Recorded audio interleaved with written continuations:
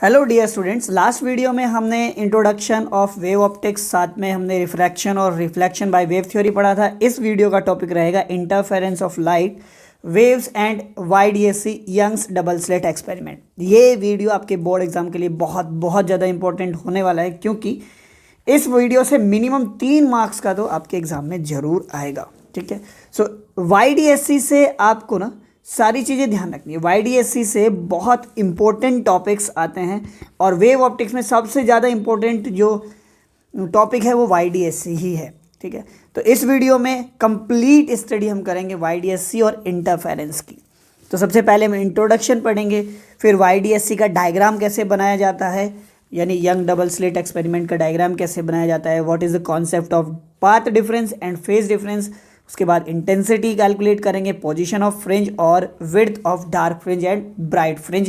Complete study करेंगे Young's double slit experiment की। सबसे पहले हम बात करते हैं इंटरफेरेंस के इंट्रोडक्शन की। देखिए, जब भी दो लाइट वेव, दो सोर्स से निकलने वाली लाइट वेव जो कि सेम फ्रीक्वेंसी पर हो और फेज डिफरेंस या तो ज़ीरो हो या कांस्टेंट फेज डिफरेंस हो, तो जब वो आपस में मिलेगी कहीं पर, मान लो देखो यहाँ पर एक सोर्स 1 है और यहाँ पर सोर्स 2 है, तो यहाँ से एक लाइट वेव जा रही कुछ इस तरीके से और यहाँ से भी एक लाइट वेव जा रही कुछ ऐसे। तो ये लाइट वेव जब मिलेंगी आपस में तो इनकी जो इंटेंसिटी है वो रीडिस्ट्रीब्यूटेड हो जाती है, मतलब कुछ हिस्सों में बढ़ जाती है। अब कुछ हिस्सों में ब्राइटनेस आपको ज़्यादा दिखाई देती है, लाइट ज़्यादा दिखाई देती है, और कुछ हिस्सों में कुछ पॉइंट्स पर लाइट कम यानी डार्कनेस आपको दिखाई देती है। इस फिनोमेना को ही हम कहते हैं इंटरफेरेंस ऑफ लाइट। क्या कहते हैं? Interference of light. मतलब जब भी दो लाइट वेव मिलेगी तो वहाँ पर ये फिनोमेना आपको देखने को मिलेगा, जिसको हम कहते हैं इंटरफेरेंस। तो अगर डेफिनेशन की बात करें, when two light waves of the same frequency and having zero और कांस्टेंट फेज। बच्चों ये ध्यान रखना है, इतनी जो डेफिनेशन है ये कोहेरेंट सोर्स की है। किसकी है? Coherent source. ये भी कई बार आपको ध्यान रखना होता है, कोहेरेंट नॉन कोहेरेंट सोर्स क्या होते हैं। कोहेरेंट सोर्स वो सोर्स हैं, लाइट सोर्स हैं, या कोहेरेंट लाइट वेव्स वो लाइट वेव्स हैं जो सेम फ्रीक्वेंसी पर हो और ज़ीरो या फिर कांस्टेंट फेज डिफरेंस रखती हो, उनको हम कहते हैं कोहेरेंट सोर्सेस। ठीक है, और एक वर्ड और यहाँ पर हम पढ़ेंगे, मोनोक्रोमेटिक। क्या नाम है? मोनोक्रोमेटिक। ये क्या होता है? मोनो का मतलब होता है सिंगल और क्रोमेटिक का मतलब होता है यानी एक ऐसा लाइट सोर्स जो कि सिंगल कलर हो, तो उसको हम कहते हैं मोनोक्रोमेटिक। इन दो वर्ड्स से बच्चे बहुत कंफ्यूज होते हैं, तो आपको ध्यान रखना है। कोहेरेंट मीन्स दो लाइट सोर्स होंगे जिनकी फ्रीक्वेंसी सेम होगी, और मोनोक्रोमेटिक का मतलब है सिंगल कलर की लाइट। ठीक है, चलिए। तो phase difference, travelling in the same direction, superpose each other, the intensity in the region of superposition gets redistributed, becoming maximum at some points and minimum at others. This phenomena is called interference of light. ठीक है, जैसे कि अभी मैंने यहाँ पर आपको explain किया। So this is the introduction of interference. अब हम YDSC डायग्राम बनाते हैं। यंग्स डबल स्लिट एक्सपेरिमेंट है क्या? देखिए, यंग ने क्या किया, ये जो हमारे पास इंटरफेरेंस है इसको एक्सप्लेन करने के लिए एक एक्सपेरिमेंट किया जिसको हम YDSC के नाम से जानते हैं, जिसमें यहाँ पर एक लाइट सोर्स होता है S, ठीक है, और यहाँ से कुछ दूरी पर, ये लगभग 10 सेंटीमीटर डिस्टेंस रखी जाती है। ठीक है, इससे कुछ दूरी पर यहाँ पर अपने पास क्या हैं? 2 स्लिट्स हैं। स्लिट्स मतलब 2 होल हैं कुछ इस तरीके से, और ये S1 सोर्स मानते हैं और इसको मानते हैं S2 सोर्स। ठीक है, इनका जो बीच का डिस्टेंस है वो लगभग 2 मिलीमीटर के इक्वल होता है। अगर इन प्रैक्टिस बात करें, इनका जो साइज़ है लगभग 0.3 मिलीमीटर के साइज़ की ये जो स्लिट है वो होती हैं। इसके यहाँ पर इससे कुछ दूरी पर एक ऑब्जर्वेशन स्क्रीन है जिसका डिस्टेंस लगभग 2 मीटर तक हो सकता है। ठीक है, चलिए, तो यहाँ से लाइट सोर्स से लाइट वेव चलेगी आगे की तरफ। ठीक है, किस फॉर्म में चलती है? वेव फ्रंट की फॉर्म में। आपको पता ही, ऑलरेडी हमने स्टडी कर चुके हैं। तो यहाँ से एक वेव फ्रंट यहाँ भी कुछ इस तरीके से बनेगा लास्ट में। ठीक है, अब देखिए, ये वाला जो हिस्सा है इस वेव फ्रंट को रोक देगा, लेकिन यहाँ पर देखिए 2 लाइट सोर्स बनेंगे जैसे हमने हाइगेंस प्रिंसिपल में पढ़ा था, और इनसे फिर आगे की तरफ क्या होंगी? वेव फ्रंट चलेंगे आगे की तरफ, ठीक है। अब इसका जो डायग्राम है YDSC का, ये आपको थोड़ा ध्यान से समझना है। यहाँ से देखिए डायग्राम कैसे बनाएंगे, बीच से आप एक लाइन यहाँ पर क्या करोगे, कुछ इस तरीके से ड्रॉ करोगे, ठीक है। तो लाइट वेव में मैंने बताया था वेव कैसे चलती है, क्रेस्ट और ट्रफ की फॉर्म में। तो बहुत सारे वेव फ्रंट ऐसे होंगे जो किसकी फॉर्म में होंगे, क्रेस्ट की फॉर्म में, क्रेस्ट से बनेंगे वेव फ्रंट, और कुछ ऐसे होंगे जो ट्रफ से बनेंगे। तो मैं पहले यहाँ पर क्रेस्ट से, सोर्स 1 और सोर्स 2 से मैं क्या करूँगा, क्रेस्ट वाले वेव फ्रंट यहाँ पर मैं बना लेता हूँ, ठीक है। तो ये पहला वेव फ्रंट बनाया मैंने, बहुत ध्यान से समझना बच्चों। और ये दूसरा वेव फ्रंट बनाया यहाँ पर कुछ इस तरीके से। फिर ये थर्ड वेव फ्रंट बनाएंगे हम लोग लाइक दिस, ठीक है।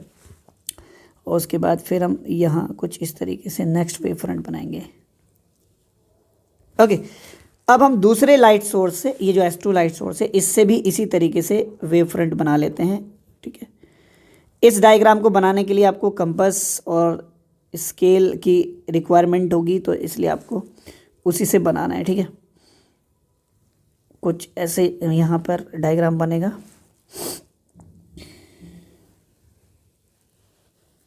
ये मैंने क्रेस्ट के यहाँ पर क्या बनाए हैं, वेव फ्रंट्स बनाए हैं S2 सोर्स से। अब देखिए हमें पता है, लास्ट वीडियो में हमने पढ़ा था सुपरपोजिशन जब होता है तो क्रेस्ट से अगर क्रेस्ट मिलता है दो वेव का, तो यहाँ पर सुपरपोजिशन कंस्ट्रक्टिव वाला होता है, यानी एक नई वेव बनती है, बड़ी वेव मिलती है, जिससे हमें यहाँ पर ब्राइटनेस मिलेगी। अगर हम लाइट वेव की बात करें तो देखिए आप ज़रा ध्यान से देखिए, क्रेस्ट से एक क्रेस्ट यहाँ मिल रहा है और एक यहाँ पर मिल रहा है, एक यहाँ मिल रहा है। और अगर हम इस और अभी इसको और एक और वेव फ्रंट बनाएं तो एक देखिए क्रेस्ट यहाँ पर मिलेगा। तो आप ये देख रहे होंगे कि सारे जो क्रेस्ट हैं, क्रेस्ट से क्रेस्ट एक लाइन में मिल रहे हैं। तो अगर मैं यहाँ पर स्क्रीन रखूँगा तो यहाँ पर मुझे क्या मिलेगी, एक बड़ी वेव मिलेगी, इन दोनों से भी बड़ी वेव मिलेगी, यानी आपको यहाँ पर कंस्ट्रक्टिव सुपर पोजिशन मिलेगा।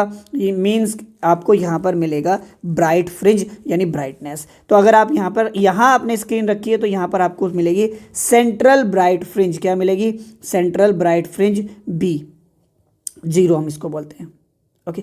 दूसरी ब्राइट फ्रिंज यानी इससे नेक्स्ट वाली ब्राइट फ्रिंज अगर आप देखेंगे कहाँ मिलेगी, देखिए क्रेस्ट से क्रेस्ट एक यहाँ कट कर रहा है, एक यहाँ इस पर कट कर रहा है और एक इस पर कट कर रहा है। तो आप जब इन तीनों पॉइंट को आपस में मिलाओगे तो यहाँ बिल्कुल स्ट्रेट लाइन पर आपको एक पहले नंबर का ब्राइट फ्रिंज आपको मिल जाएगा यहाँ पे, ठीक है। सेम ऐसे ही अगर आप नीचे यहाँ पर देखेंगे तो देखिए ये रहा, एक ये रहा यहाँ पर और एक ये रहा। जब आप इनको आपस में मिलाओगे तो आपको ये नीचे की साइड आपको फर्स्ट नंबर की ब्राइट फ्रिंज मिलेगी। सो क्रेस्ट से अगर क्रेस्ट मिलता है तो बनती है कैसी फ्रिंज, ब्राइट फ्रिंज। फ्रिंज का मतलब वो वाली डिस्टेंस जहाँ तक आपको ब्राइटनेस या फिर डार्कनेस दिखाई दे रही है, उसको हम फ्रिंज कहते हैं। अब देखिए डार्क फ्रिंज कब मिलेगी, डार्क फ्रिंज कहाँ मिलेगी, जहाँ पर वेव का डिस्ट्रक्टिव सुपरपोजिशन हो रहा है, यानी पहली वेव का क्रस्ट दूसरी वेव के ट्रफ से मिल रहा हो, ठीक है। तो मैं अब यहाँ पर ट्रफ वाले यहाँ पर क्या करता हूँ, वेव फ्रंट बनाता हूँ। देखिए ये पहला यहाँ पर देखिए ये वाला जो है ना, ये पहला क्या है, वेव फ्रंट है क्रस्ट का, ये दूसरा क्रस्ट का, ये तीसरे क्रस्ट का। तो ट्रफ का आएगा इनके बीच में आएगा, इनके बीच में आएगा। तो मैं ऐसे बिल्कुल मिडिल से यहाँ पे मिलाते हैं कुछ ऐसे, ये बिल्कुल बीच से हम वेव फ्रंट बनाते हैं, जो कि कौन से होंगे, ये ट्रफ वाले वेव फ्रंट होंगे, ओके लाइक दिस। अब देखिए S2 सोर्स के क्रस्ट और S1 सोर्स के ट्रफ कहाँ पर मिल रहे, वहाँ पर आप थोड़ा सा ध्यान से देखिए। देखिए ये आपको यहाँ दिखाई दे रहा होगा, ये पहला यहाँ पर आपको पॉइंट मिल रहा है, जॉइनिंग पॉइंट मिल रहा है, जहाँ पर S1 सोर्स का ट्रफ है और S2 सोर्स का क्रेस्ट है, ठीक है। दूसरा पॉइंट अगर आप थोड़ा सा ध्यान से देखें, दूसरा पॉइंट आपको यहाँ मिल रहा है, ठीक है, और थर्ड पॉइंट यहाँ पे मिल रहा है। तो आप जब इनको आपस में मिलाओगे कुछ इस तरीके से, तो आपको यहाँ मिलेगी फर्स्ट नंबर की डार्क फ्रिंज। और अगर आप ऐसे ही नीचे यहाँ पर देखिए, ये यहाँ पर पहला पॉइंट हो गया, ठीक है, ये दूसरा पॉइंट है और यहाँ पर आपको तीसरा पॉइंट मिल रहा है। तो यहाँ पर जब आप आपस में इनको पॉइंट को मिलाओगे तो ये पहले नंबर की डार्क फ्रिंज मिलेगी। 0 नंबर की डार्क फ्रिंज क्यों नहीं, क्योंकि 0 नंबर पर ब्राइट फ्रिंज है। सो ये है YDSC का डायग्राम, और इस तरीके से हम यहाँ पर इस डायग्राम से की हेल्प से समझते हैं ब्राइट फ्रिंज और डार्क फ्रिंज कैसे बनती है, ठीक है। तो यहाँ पर कौन सी फ्रिंज है, डार्क फ्रिंज है। यहाँ पर आपको लाइट नहीं दिखाई देगी। सेम ऐसे ही यहाँ पर भी कौन सी फ्रिंज है, डार्क फ्रिंज है, यहाँ पर भी आपको लाइट नहीं दिखाई देगी। सो ये रहेगा construction of YDSC diagram. YDSC diagram आप कैसे बनाओगे, ठीक है। इसके बाद जो मोस्ट इम्पोर्टेंट पॉइंट है वो है हमारा next point, intensity of interference pattern. Means ये जो यहाँ पर आपको ब्राइट फ्रिंज और डार्क फ्रिंज मिली है, इनकी इंटेंसिटी ऑफ लाइट क्या होगी। उससे पहले मैं आपको कुछ चीज़ें यहाँ पर एक्सप्लेन करना चाहता हूँ, जिसमें पाथ डिफरेंस और फेज डिफरेंस आता है। पाथ डिफरेंस और फेज डिफरेंस, ठीक है, ये बहुत इंपॉर्टेंट है, ये भी आपको समझना है ध्यान से, ठीक है। पाथ डिफरेंस और फेज डिफरेंस, देखिए अगर यहाँ पर मैं एक कोई पॉइंट यहाँ पर कंसिडर करता हूँ, ये एक पॉइंट P कंसिडर करता हूँ, तो यहाँ S1 से चलने वाली जो वेव है ये वाली डिस्टेंस ट्रैवल करेगी, और S2 से चलने वाली जो वेव है ये डिस्टेंस ट्रैवल करेगी। तो मुझे दिखाई दे रहा है S2 से जो वेव ट्रैवल कर रही है वो ज़्यादा डिस्टेंस ले रही है, जबकि S1 से चलने वाली वेव कम डिस्टेंस कवर कर रही है। यानी S1 और S2 से चलने वाली वेव के बीच में क्या है, पाथ में डिफरेंस है। इसी को हम क्या कहते हैं, पाथ डिफरेंस कहते हैं, और ये इतना डिफरेंस हमारे पास पाथ डिफरेंस है। तो पाथ डिफरेंस क्या है, अगर दो वेव किसी पॉइंट तक पहुंचने में अलग अलग डिस्टेंस कवर कर रही हैं तो उनके बीच का जो डिस्टेंस का जो डिफरेंस होगा उसको ही हम कहते हैं पाथ डिफरेंस। और पाथ डिफरेंस को हम डेल्टा एक्स या फिर पी से रिप्रेजेंट करेंगे। ऐसे ही फेज डिफरेंस को हम फाई या फिर डेल्टा फाई से रिप्रेजेंट करके चलेंगे, ठीक। देखिए अगर मान लेते हैं किसी एक वेव के पार्टिकल के डिस्प्लेसमेंट की जो एक इक्वेशन है वो कुछ ऐसे लिखी जाएगी, साइन ओमेगा टी। तो ये जो ओमेगा टी है इसको हम क्या कहते हैं, फेज कहते हैं। दूसरा कोई अगर पार्टिकल है, दूसरा कोई अगर वेव है, उसके पार्टिकल की एक्सप्रेशन अगर आप ऐसे लिख रहे हो ओमेगा टी प्लस फाई, तो यहाँ पर देखिए एंगल में अगर चेंज आपको दिखाई दे रहा है तो यहाँ पर इसको ही बोलते हैं हम क्या, फेज डिफरेंस। कितना फेज डिफरेंस है, फाई फेज डिफरेंस है, ठीक है। अब आपको क्या ध्यान रखना है, आपको पाथ डिफरेंस और फेज डिफरेंस में याद रखना है रिलेशन क्या है, बहुत बहुत इंपॉर्टेंट है। तो देखिए रिलेशन क्या होगा, आपको पहले क्या लिख लेना है, पाथ डिफरेंस, और इक्वल कर देना है क्या, फेज डिफरेंस। क्या इक्वल कर देना है, फेज डिफरेंस के, ठीक है। पाथ डिफरेंस, पाथ को हम मेजर करेंगे वेवलेंथ में, तो डिवाइड में क्या आएगा, वेवलेंथ, और फेज डिफरेंस को हम एंगल में मेजर करते हैं तो नीचे क्या आएगा, 2 पाई। तो पाथ डिफरेंस के लिए मैं यहाँ पर P यूज़ करूँगा, P बाय लैम्डा, और फेज डिफरेंस के लिए हम फाई यूज़ करेंगे, फाई अपॉन 2 पाई। ये मोस्ट इंपॉर्टेंट फॉर्मूला है जो आपको याद रखना है। अगर पाथ डिफरेंस की फॉर्म में आप रखोगे इसको तो ये होगा लैम्डा फाई डिवाइड बाई 2 पाई, और अगर आप इसको फेज डिफरेंस की फॉर्म में निकालोगे तो ये आएगा P 2 pi divide by lambda. ये रिलेशन बहुत बहुत ज़्यादा इंपॉर्टेंट है, आपको याद रखना है।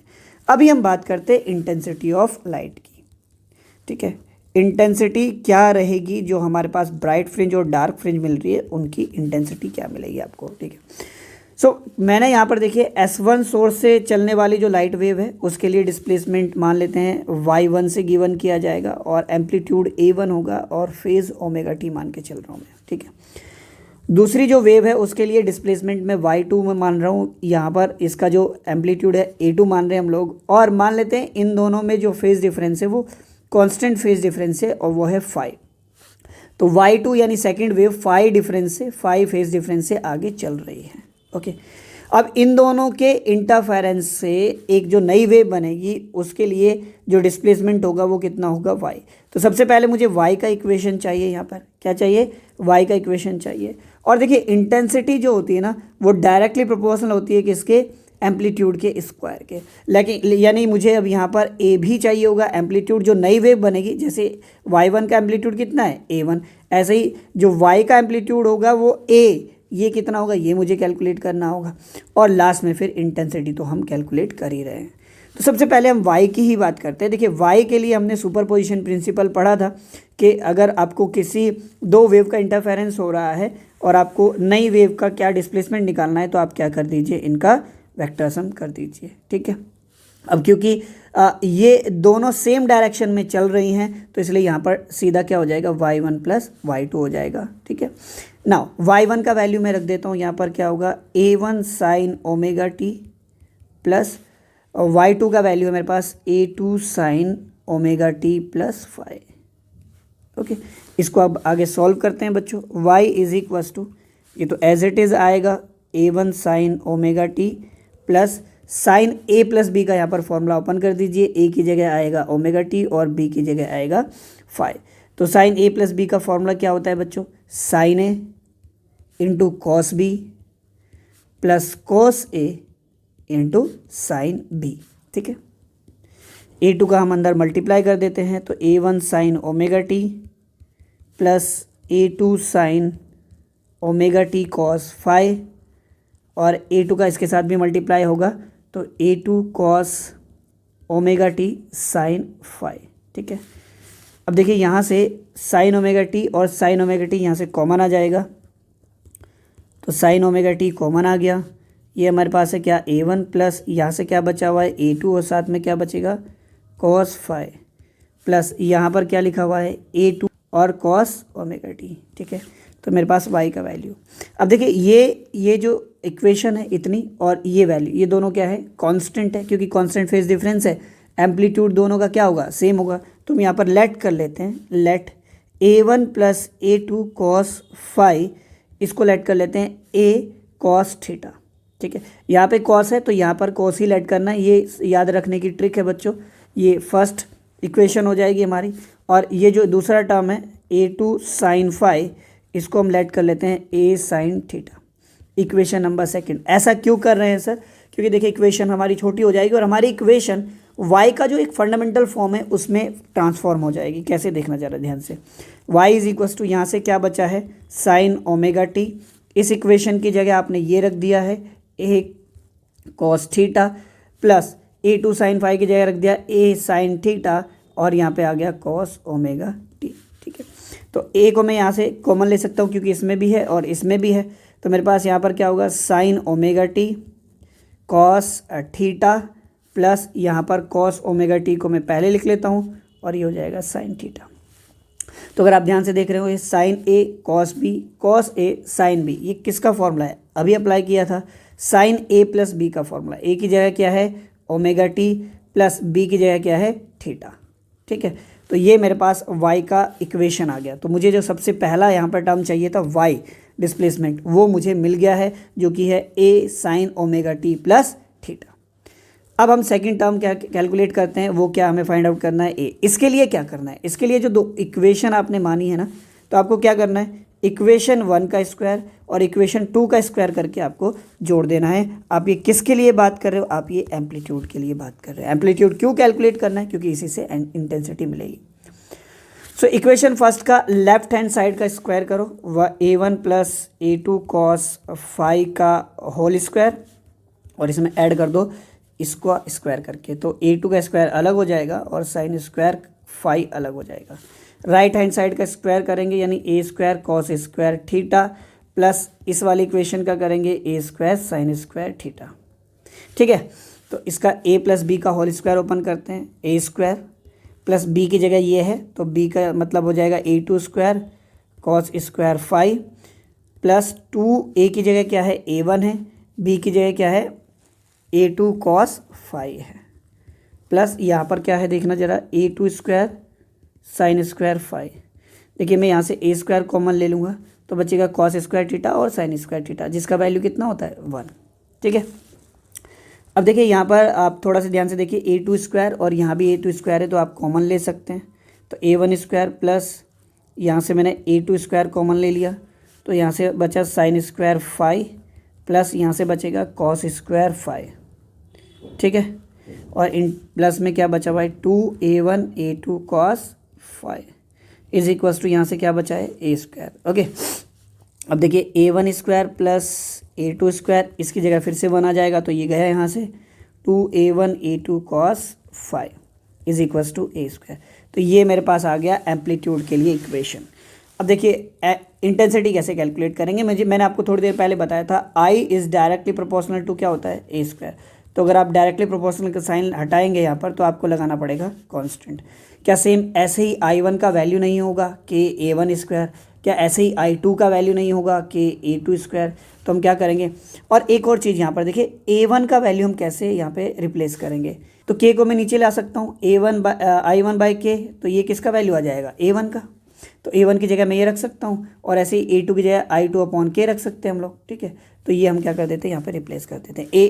A1 स्क्वायर की जगह क्या आएगा, A1 स्क्वायर की जगह क्या आएगा I1 अपॉन K, क्या आएगा I1 upon K plus A2 square की जगह क्या आएगा I2 अपॉन K प्लस देखिए 2A1 की जगह क्या आएगा under root I1 upon under root K into A2 की जगह क्या आएगा under root I2 upon under root K into में क्या है cos phi is equals to, ऐसे इसकी जगह क्या आ जाएगा I अपॉन K, है ना।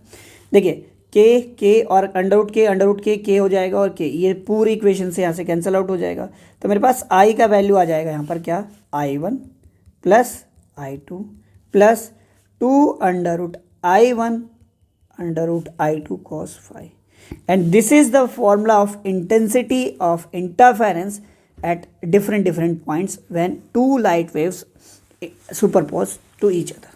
ठीक है, जो इंटेंसिटी मैक्सिमम कब रहेगी, मिनिमम कब रहेगी, और कंस्ट्रक्टिव सुपरपोजिशन और डिस्ट्रक्टिव सुपरपोजिशन क्या होता है, ब्राइट फ्रिंज कहाँ मिलेगी, डार्क फ्रिंज कहाँ मिलेगी, इसके लिए हम आगे पढ़ते हैं। तो सबसे पहले अगर मैं बात करूँ यहाँ पर कंस्ट्रक्टिव सुपरपोजिशन की हम बात करते हैं। कंस्ट्रक्टिव सुपरपोजिशन मतलब कि ब्राइट फ्रिंज, मतलब लाइट आपको ज़्यादा ब्राइटनेस कहाँ दिखेगी, उसके लिए आपको कंस्ट्रक्टिव सुपरपोजिशन देखना है कहाँ पर होगा। तो कंस्ट्रक्टिव सुपरपोजिशन के लिए आई का वैल्यू मैक्सिमम होना चाहिए, और अगर आई का वैल्यू मैक्सिमम चाहिए आपको तो ये तो सारी वैल्यू कांस्टेंट है, तो खाली क्या बचा यहाँ पर cos phi। तो cos phi का वैल्यू क्या होना चाहिए, मैक्सिमम, और cos phi का वैल्यू मैक्सिमम कितना होता है 1। cos में 1 वैल्यू कितने एंगल की होती है, cos 0 की होती है, तो यानी फाई का वैल्यू कितना आ गया 0। बट क्या 1 वैल्यू cos 0 की ही होती है, नहीं, हर 2 पाई के बाद cos और साइन में वैल्यू सेम पोलैरिटी से रिपीट होती है, यानी 0 के बाद 2 पाई पर क्या होगी 1 होगी, 4 पाई पर क्या होगी 1 होगी, 6 पाई पर क्या होगी 1 होगी, है ना। तो ये मेरे पास कांस्टेंट फेज डिफरेंस आ गया है फॉर कंस्ट्रक्टिव सुपरपोजिशन। अगर दो लाइट वेव के बीच इतना कांस्टेंट फेज डिफरेंस होगा तो वहाँ पर आपको कंस्ट्रक्टिव सुपरपोजिशन मिलेगा, यानी कि आपको ब्राइट फ्रिंज मिलेगी।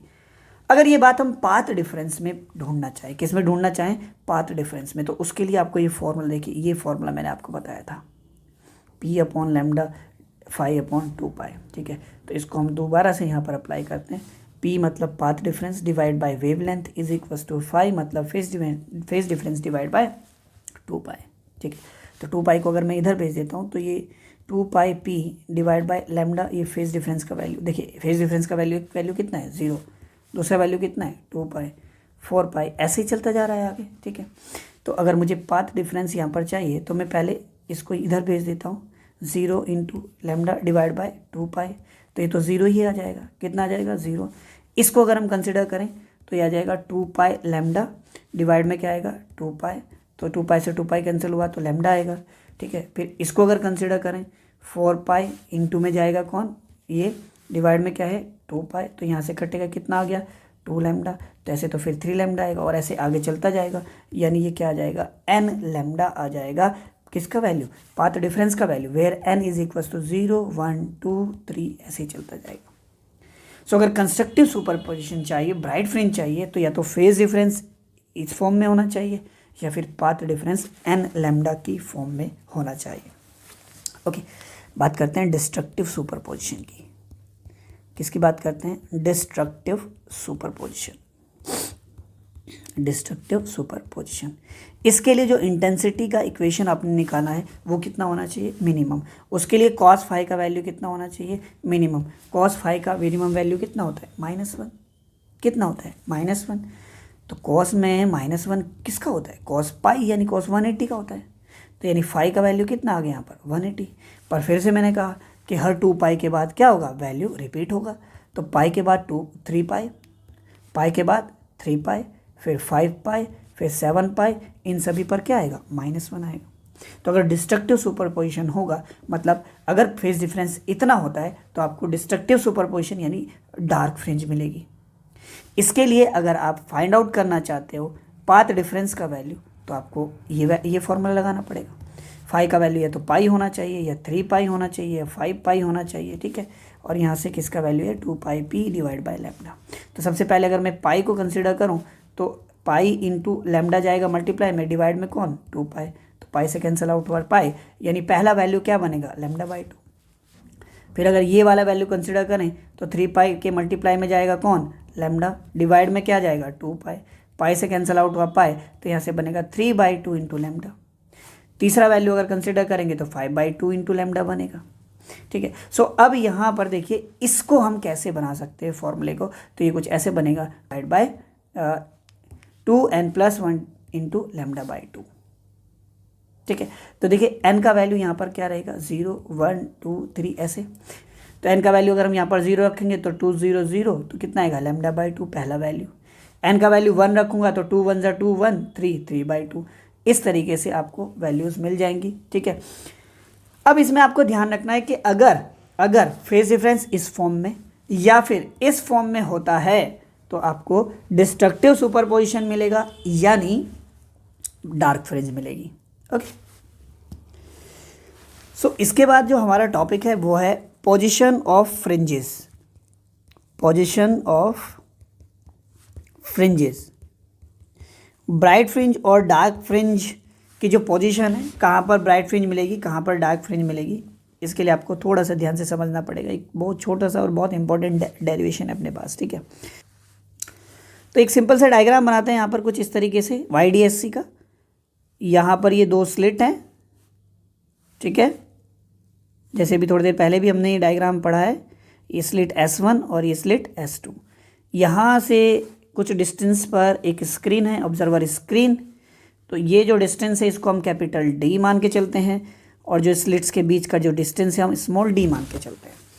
मान लेते हैं यहाँ पर एक कोई पॉइंट है P, जिसके ऊपर हम कोई फ्रिंज, ब्राइट या डार्क फ्रिंज को हम ऑब्जर्व कर रहे हैं, जिसका जो यहाँ से यहाँ तक का जो डिस्टेंस है वो मान के चलता हूँ मैं x है, ठीक है। तो ये x ही मुझे कैलकुलेट करना है, ये पोजीशन ही मुझे कैलकुलेट करनी है।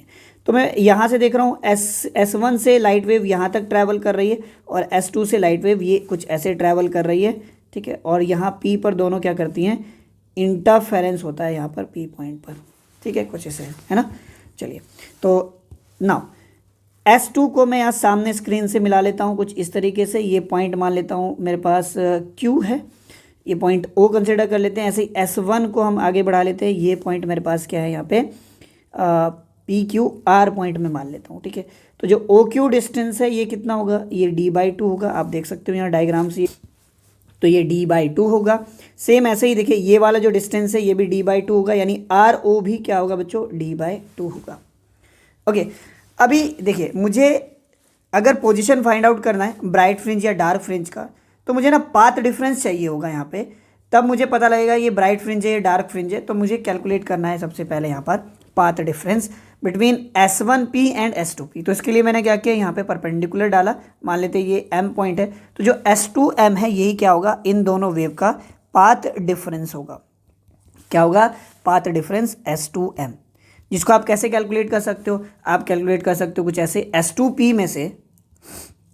में से माइनस कर देंगे S1P, S2P में से S1P। अब S2P माइनस S1P का वैल्यू मुझे चाहिए, उसी के लिए सारी चीज़ें मैं यहाँ पर करूँगा। उसके लिए देखिए सबसे पहले मैं ट्राइंगल कंसिडर करता हूँ S2QP। इन ट्राइंगल S2QP, इसमें पाइथागोरस थ्योरम लगाता हूँ। हाइपोटेनियस यानी S2P का square is equals to base का स्क्वायर यानी S2Q का स्क्वायर प्लस परपेंडिकुलर का स्क्वायर। देखिए परपेंडिकुलर है PQ, क्या है PQ, लेकिन ये x और D/2 की टर्म में क्या होगा बताओ। x देखिए यहाँ से यहाँ तक ये जो डिस्टेंस है ना, ये x है, और नीचे नीचे की डिस्टेंस क्या है D/2। तो यानी ये पूरी डिस्टेंस क्या होगी, x प्लस D/2 का होल स्क्वायर। सेम ऐसे ही आप ट्राइंगल कंसिडर करिए S1RP। इन ट्राइंगल S1RP, इसमें हाइपोटेनियस क्या है S1P, यानी S1P का क्या हो जाएगा square is equal to base क्या है S1R का स्क्वायर प्लस, अब देखिए ये जो RP है ये डिस्टेंस आपको निकालनी है RP, ये तो RP कैसे निकालूंगा मैं, पूरा जो यहाँ से यहाँ तक का डिस्टेंस क्या है x है, इसमें अगर मैं ये डिस्टेंस, ये वाला डिस्टेंस माइनस करूंगा तो मेरे पास RP आ जाएगा, यानी x में से अगर हम माइनस करेंगे D/2 का स्क्वायर हो जाएगा अपने पास। ये इक्वेशन फर्स्ट यहाँ पे मान लेता हूँ, ये इक्वेशन सेकंड मान लेता हूँ। तो अब आपको क्या करना है, आपको वैल्यू चाहिए S2P माइनस S1P की। तो S2P माइनस S1P कैसे आ सकता है, अगर आप इक्वेशन 1 माइनस इक्वेशन सेकंड कर दो तो यहाँ पे हो जाएगा S2P का स्क्वायर माइनस S1P का स्क्वायर इज इक्वल्स टू, इधर देखिए S2Q तो क्या है D है, तो D स्क्वायर प्लस ये इसका स्क्वायर ओपन कर दो साथ में, A square plus B square यानी D स्क्वायर बाय 4। देखिए B का स्क्वायर यानी D/2 का स्क्वायर करूँगा तो D स्क्वायर बाय 4 हो जाएगा, प्लस 2 A की जगह x है और B की जगह D/2 है, ठीक है। माइनस करना है ये वाला इक्वेशन S1R क्या है, S1R फिर से D है यानी D स्क्वायर, प्लस इसका भी स्क्वायर ओपन कर दो, इसका स्क्वायर ओपन कर दीजिए, क्या होगा x square plus d square by 4 minus, क्योंकि a square plus b square minus 2 भी होगा, 2 ए की जगह क्या है एक्स है, इंटू बी की जगह क्या है डी बाई 2 है, डी बाई 2। ठीक है, now a square minus b square का फॉर्मूला क्या होता है, a plus b and a minus b is equal to, यहाँ पे क्या हो गया डी स्क्वायर हो गया plus x square plus d square by 4 plus 2 से कैंसिल आउट हुआ 2xd। ठीक है, अब देखिए यहाँ पर प्लस माइनस का multiply minus D square plus ये माइनस हो जाएगा माइनस एक्स स्क्वायर, ये भी माइनस हो जाएगा minus D square by 4 minus minus क्या हो जाएगा प्लस 2, फिर से देखिए 2 से 2 कैंसिल आउट हो गया यहाँ पे, तो यहाँ से क्या बचा मेरे पास xd, इस डी स्क्वायर से ये डी स्क्वायर कैंसिल हुआ, एक्स स्क्वायर से x square, D square by 4 से डी स्क्वायर बाई 4 कैंसिल हुआ, तो यहाँ से क्या बच गया एक्स डी यानी 2x स्मॉल डी बच गया हमारे पास। ये जो ये वैल्यू है इसको मैं डिवाइड में लेके आ जाता हूँ, तो मेरे पास होगा S2p प्लस S1p, और ये तो क्या है, ये तो पाथ डिफरेंस है, और पाथ डिफरेंस को आप p से रिप्रेजेंट कर सकते हो, किससे, p से।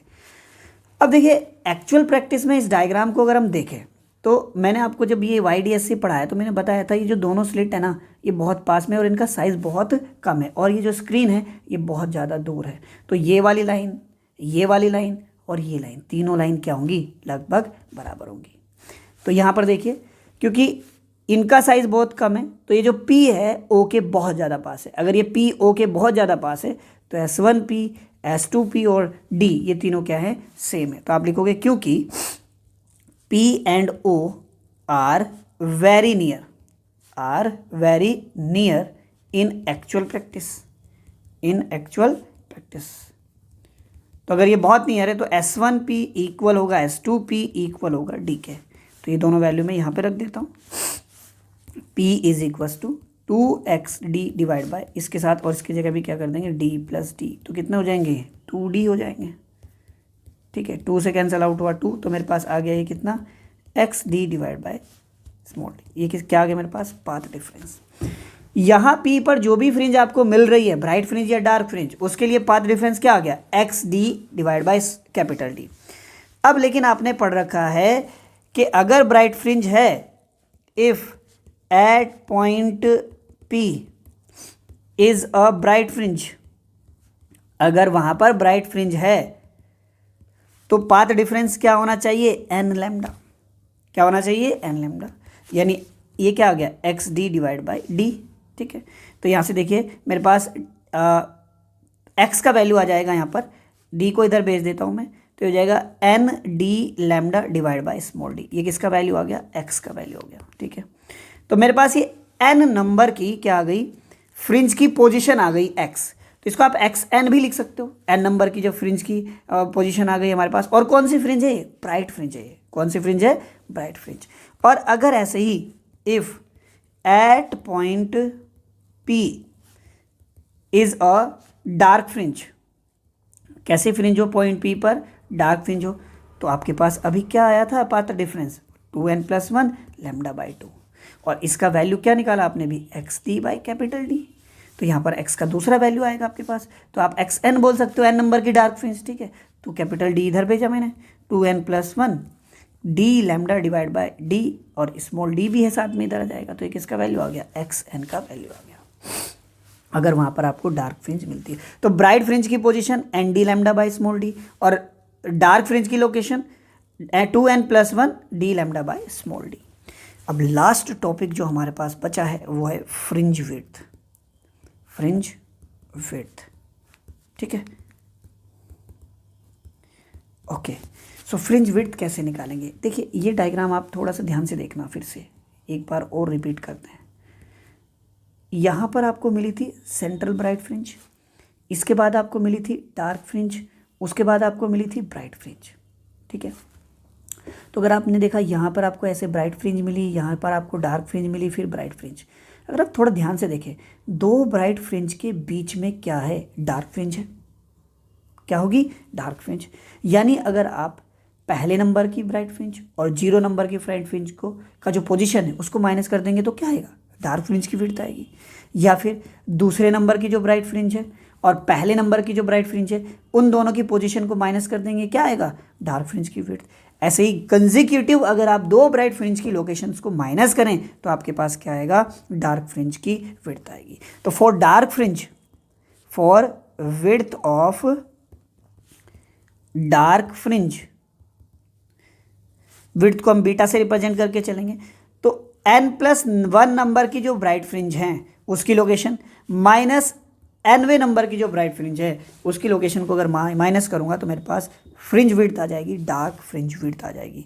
तो अब मेरे पास ब्राइट फ्रिंज के लिए तो फॉर्मूला ये था ND lambda by small D, तो n की जगह क्या लग दूंगा, n+1 d यानी capital D lambda divide by small d, ठीक है, माइनस xn की जगह क्या आएगा, ND lambda divide by small d, ठीक है, d lambda by d common आ जाएगा, d lambda by small d common आ गया, यहाँ से बचा n+1, यहाँ से बचा माइनस n, यहाँ से क्या बचा, माइनस n, n से कैंसिल होगा n, तो मेरे पास क्या आ गया, d lambda by small d।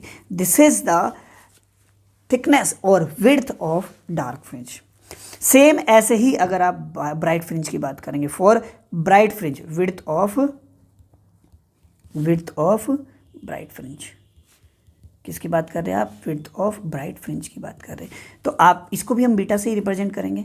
तो ये भी n+1 नंबर की जो डार्क फ्रिंज होगी माइनस nवें नंबर की जो डार्क फ्रिंज होगी उनके बीच में क्या मिलेगा आपको, ब्राइट फ्रिंज मिलेगा, ठीक है। तो अब यहाँ पर आप क्या करें, डार्क फ्रिंज के लिए फॉर्मूला लगाएं। डार्क फ्रिंज के लिए फॉर्मूला क्या था, ये था 2n+1 d lambda by 2d, ठीक है।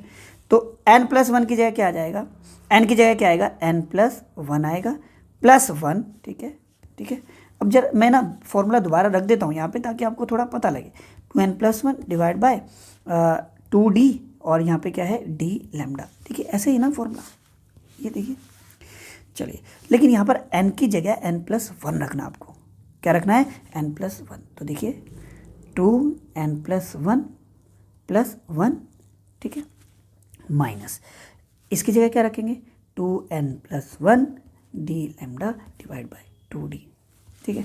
अब देखिए d lambda divide by 2d हम कॉमन ले लेते हैं, यहाँ से देखिए ये 2n होगा प्लस 2 का मल्टीप्लाई इसमें भी होगा, 2 + 1 minus 2n minus plus minus 1, ठीक है, d lambda divide by 2d, ठीक है।